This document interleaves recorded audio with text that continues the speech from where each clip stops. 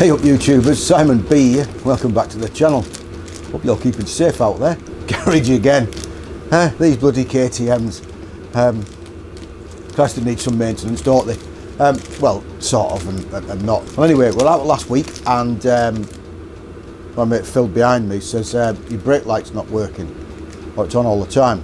I went, well, it's just past an MOT, it should be okay. So anyway, when I got home, washed it, had a look at it. It was on all the time.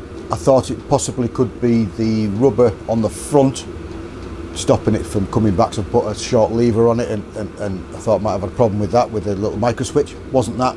Unplugged the rear switch and the light went off. Plugged it back in, it came on. So there's something wrong with the switch on the back. So we bought this to replace it. So what we're going to do today is just replace this on the KTM 500. Hopefully get a brake light on it so nobody will rear end me. So if you fancy a bit of that, as they say, stick around and stay tuned.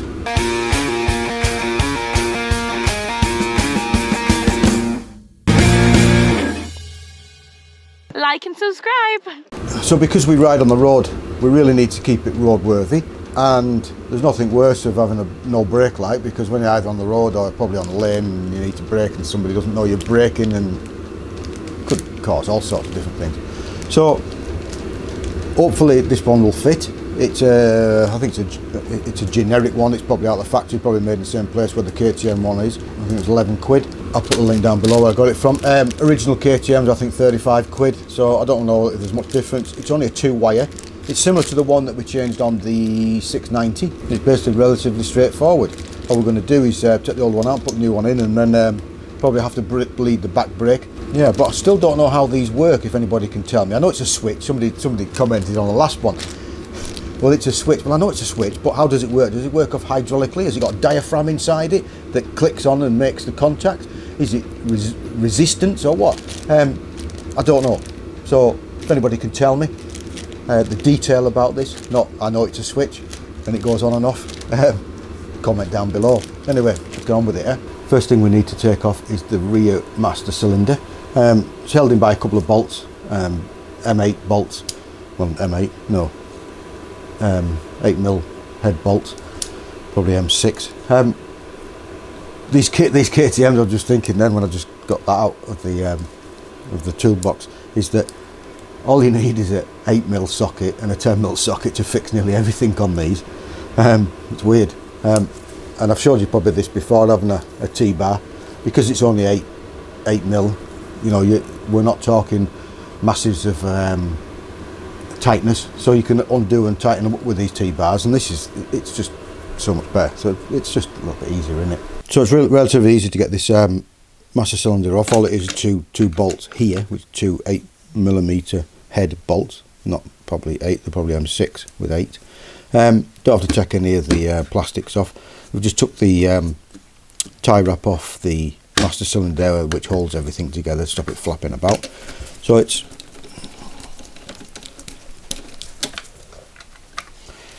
only a couple of bolts.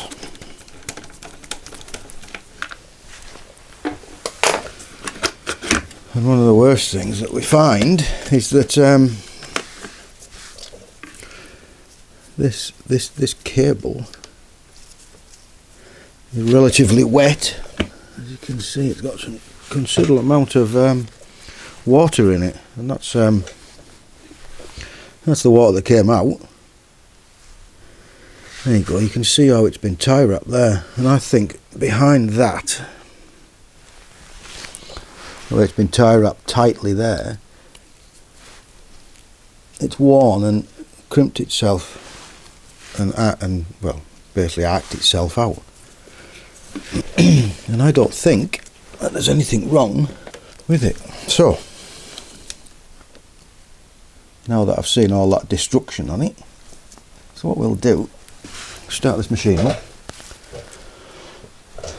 So yeah, we just took it out, and the way it's been put together and stuff, it just seems to me that it might not be the thing itself. It's only 22 plates, so it's not that old. They don't go old very often, and we'll keep that as a spare.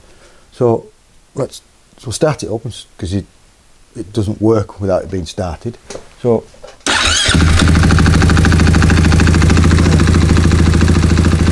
back light's on, front brake's working.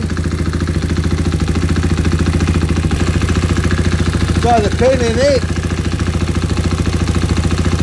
you'll probably see.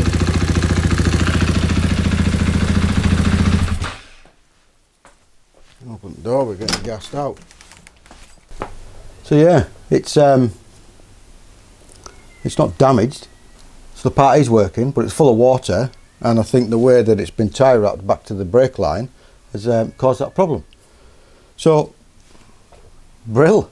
Bit of a short one for you today. Didn't know that was really going to happen. As I say, we bought the spare, but we'll keep that as a spare because I know somebody else that theirs went. I think on the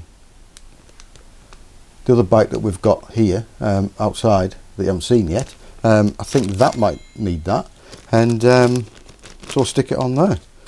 So yeah, I'll tell you what we'll do while we're here.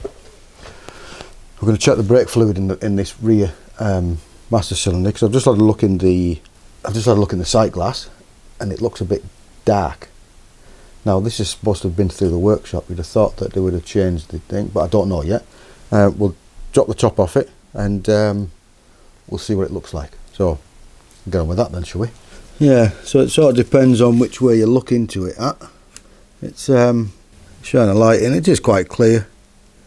There's not a great lot in it. Doesn't need a great lot in it because it probably only holds about 30 mils, if that, 20.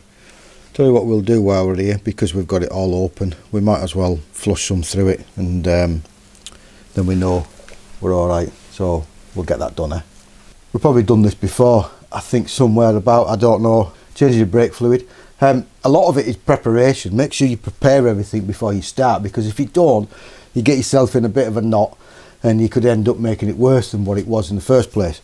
Now, they say you should be changing your brake fluid every 2 years, but I keep reading somewhere that you should be doing it every 12 months. This stuff, this fluid attracts water, and when it attracts water, it's amazing how it attracts water. How it gets in, I don't know, but it does. I've just bought this. What you should do when you buy a new tub is write the date on it, so you know when it is, when you've opened it.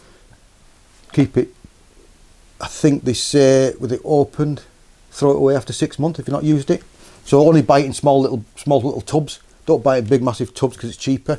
Buy it in small tubs. This whole thing will probably take about 30 mils. You know what I mean? There's a litre there. That's the smallest you can get it in, I believe. Get this from Alfred's. You've got a trade card. It's only £6.50. What's the problem? So yeah, preparation is key. What I would usually do if it was a big cylinder, I'd suck everything out of the master cylinder, but there's hardly anything in. We can soon get it out. So this whole system here will probably hold, I would say, only 20 mils of fluid. So it doesn't take that long. So we're going to flush everything through, put some new fluid in it, and then it'll be okay for another 12 months. Because nothing worse of brake fade on enduro bike, is there? So yeah, as I said, preparation is key. It's usually an 8mm spanner on the bleed screw. What I use is, I don't know if anybody, I think I've showed you the kit before. We use, this is a vacuum pump kit. You can get all sorts of different things in tubes and stuff, but all you really need is a tube and a bit of a container, really. You can suck it through, you can do all sorts of different things, but if you have a tube with a container to get the old stuff out of it, it's all really what you need. That goes onto the bleed nipple. If you were going to take all the fluid out of your master cylinder, just make sure that you can crack your bleed screw before you do that, because if you don't, you're going to end up possibly with no fluid in, and you're not going to be able to do the job. Make sure it's all clean. So it's just a case of replacing the fluid that's in. So that there is probably 3 times as much as what's in this system, I would say. There's nearly 60 mils there. I would say this is only holds about 20 mils, so you don't really need loads. So all we're going to do, we're going to pump the brake lever, and then as we pump the brake lever 3 times, we're going to crack the the bleed nut, and as we crack it, we're going to push down and push stuff out. So we're going to create pressure, out, in.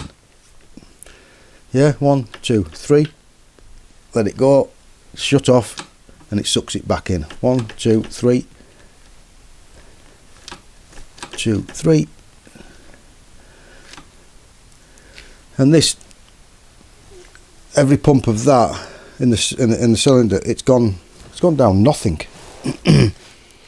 there's like I say, there's hardly any fluid in this system. If you use a clear pipe that we do here, you can see the dark stuff coming out, and you can see when it changes to clear. Like I say, what I would usually have done would take everything out of there if it was really black, but I think it has been done in the workshop.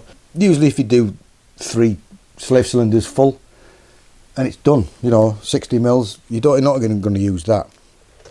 That's what it's like. But one thing, don't let the fluid in your master cylinder get too low, because you'll inject air into it, and that's what we're trying not to do, aren't we? See, this master cylinder holds about 10 mils. It's balmy. It's got nothing in it, absolutely nothing in it. 1, 2, 3. Crack. Let it go. Follow it down. Before you come back on the stroke on the brake lever, make sure you've closed it off so it's sucking the fluid back into the system and not air through that way. Now this pedal now has become firmer already, and I can see now that the fluid coming through is clearer. I do apologise about our last video. This thing, I can't believe how much it's gone up. Balmy. Should have bought it when I got it. It was cheap then. Brake lever is extremely firm, which is good. So I'm not going to tell you how to put it back together. All it needs to do is put the cap back on it, clean it all up, brake fluid around, make sure everything's right, check that it's got no leaks at the back, and jobs are good. So yeah, so we've done 2 jobs today. These are the sort of jobs that you guys and girls can do at home. We found out we didn't need a brake switch, which is great, which is sometimes what happens, but it's a usual thing that if something doesn't work, sometimes I know that the 690 done, and a mate of mine had one and he needed to replace it. That's why I bought one, and it was just a simple fix. That's what happens, which is great. While we've been in the garage and doing this video, instead of cutting it short, we've changed the brake fluid on the rear brake. So as per usual, thanks very much for watching it to the end. Hope you enjoyed it. If you did, please give us a big thumbs up. Any comments, anything you'd like to comment down, please comment down below. Be kind, be nice. I'm not going to say subscribe or something like that, because you're all doing it and stuff like that. Channel's doing very well at the moment. Thanks very much to everybody who's subscribed, everybody who's watching the videos, and everybody who's sharing them and doing everything they can. Don't forget to check our sponsors, Epic Motorcycle Tours, Green Lane Tours of the Lake District, sort of stuff that we're showing on here. Check it out for the ride. Looking into bike hire at the moment. If anybody knows any insurance people out there that can steer me in the right place and get me some decent insurance for hiring of bikes, because it looks like nobody wants to touch you. Must be a big risk. Comment down below. Is spring here yet? I doubt it. Nearly. Early Easter this year. We're off to Wales for the day. Well, for the day, 2 days and a night, North Wales. Might see you there if you're about. And don't forget, if you're riding out there, ride safe, be safe, keep safe. And as they say, we'll see you soon.